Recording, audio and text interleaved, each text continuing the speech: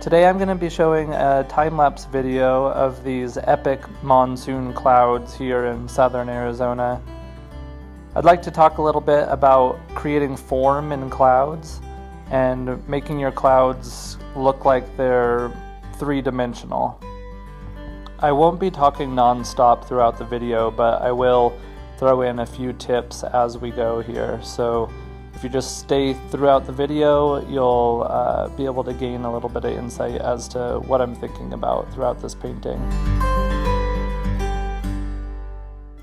This first part is just laid in with a transparent red oxide, and I smudge it all with a little bit of odorless mineral spirits just so that that red doesn't influence my colors that I lay down on top.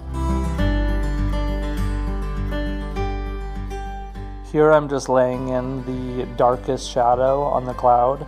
I want this to really be kind of a heavy, big, intimidating cloud. So I'm thinking about making those shadows a little deeper and darker than you might otherwise.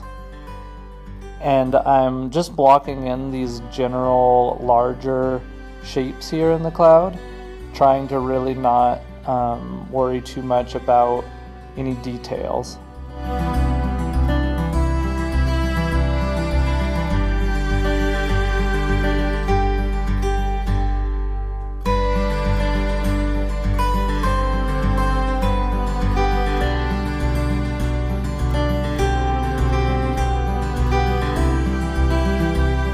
As you can see, I'm breaking up this larger cloud into a number of medium-sized shapes.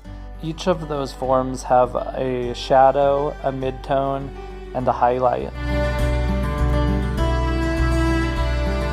One tip that's really helpful for creating form in clouds is really paying attention to the form shadow. So in painting, we often think about cast shadows and form shadows.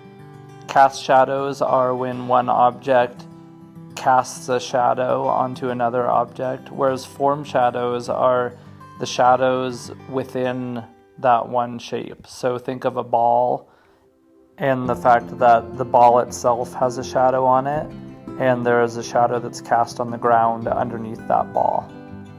In clouds, the form shadow, in my opinion, is the most important. And in a form shadow, you always have one hard edge on one side of the shadow and a soft edge on the other side. So in these clouds, within the larger masses as well as the very small masses, I have a hard edge on one side and a soft edge on the other side of the dark shapes. And I'll use my finger a lot in order to get that soft transition from the shadow into the midtone.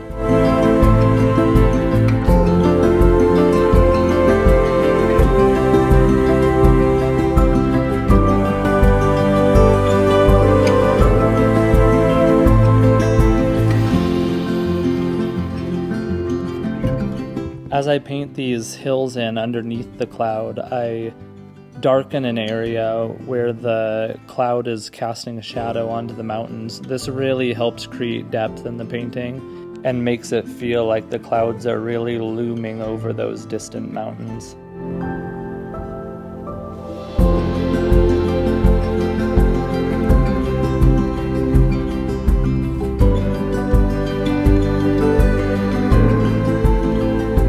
Now this painting's really about the clouds and the form of the clouds and how ominous those clouds feel.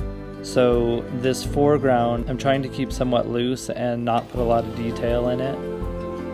I want your eye to be carried up into the clouds, not spent jumping around from bush to bush. You'll notice here how I lighten up and make a little bit bluer the very, very bottom side of that cloud. That helps push it way into the distance.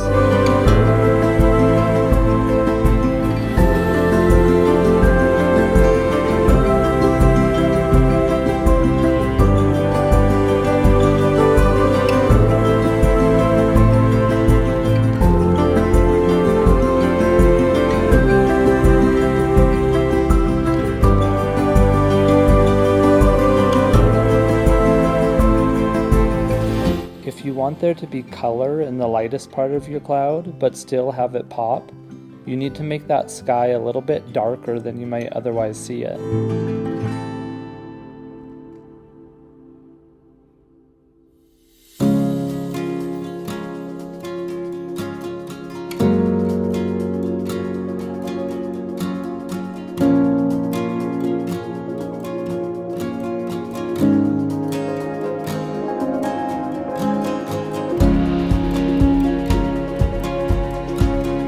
Using a palette knife in a cloud painting can be quite helpful. It helps create a nice variety of edges. I normally bring the palette knife in closer towards the end of the painting to add some extra interest. Right here, I'm actually fixing an area that I didn't notice before. I sort of had this weird line between shadow and light up there on the top, so I just wanted to break that up a little bit.